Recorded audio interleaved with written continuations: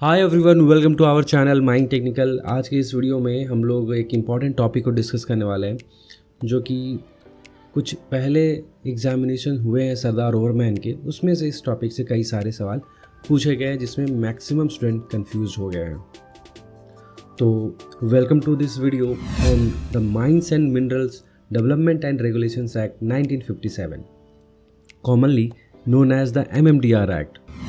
यह एक्ट महत्वपूर्ण कानून है जो भारत में यूनियन इन इंडिया के नियंत्रण में माइंस और मिनरल्स के डेवलपमेंट और रेगुलेशंस को नियंत्रित करता है। इन दिस वीडियो हम लोग इसी एक्ट के प्रमुख विशेषताओं और भारत में इसके महत्व पर चर्चा करेंगे।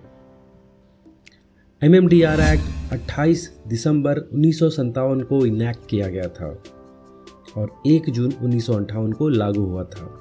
इस एक्ट के प्रावधानों को लागू करने के लिए जिम्मेदार मिनिस्ट्री ऑफ माइंस है और इस एक्ट का मुख्य उद्देश्य सस्टेनेबल डेवलपमेंट, मिनरल्स का संरक्षण, पर्यावरण की सुरक्षा सुनिश्चित करते हुए खनन क्षेत्र के विकास को बढ़ावा देना है।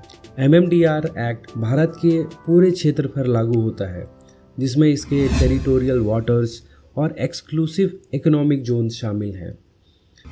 यह एक्ट मिनरल्स को मेजर एंड माइनर मिनरल्स के रूप में वर्गीकृत करता है, प्रावधान प्रदान भी करता है। MMDR एक्ट राज्य सरकारों और केंद्र सरकारों द्वारा मिनरल कंसेशंस देने का प्रावधान प्रदान करता है।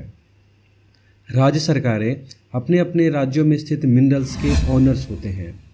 The district mineral foundations mining operation से प्रभावित लोगों के हित के लिए काम करने के लिए राज्य सरकार द्वारा स्थापित स्टैच्यूटरी बॉडी है।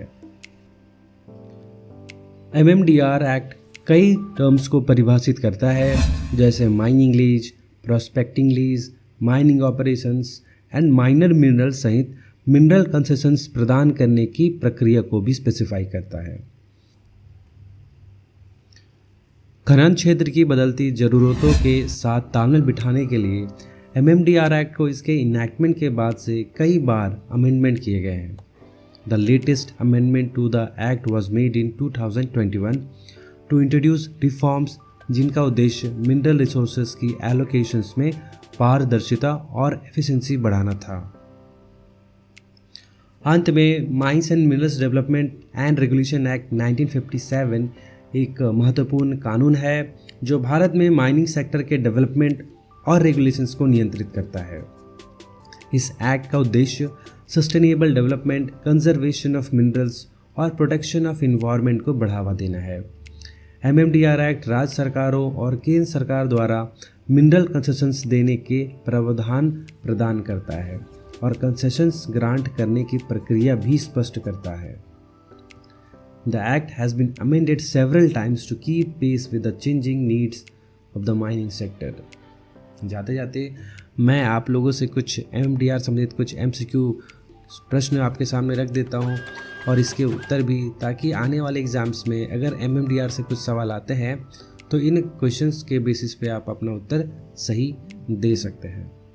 इसके अलावा हम लोगों ने अपने ऐप पे कोर्स भी लॉन्च किया है, जिस पे MMDR सहित और भी माइनिंग के अन्य विषयों के ऊपर भी हम लोगों ने कई सारे live sessions and recording sessions उसमें इंक्लूड किए हैं। अगर आप इंटरेस्टेड हैं तो डिस्क्रिप्शन चेकआउट कर सकते हैं।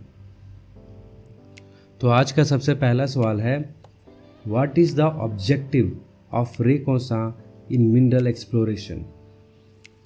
खनिज अन्वेषण में रेकोसा का उद्देश्य क्या है?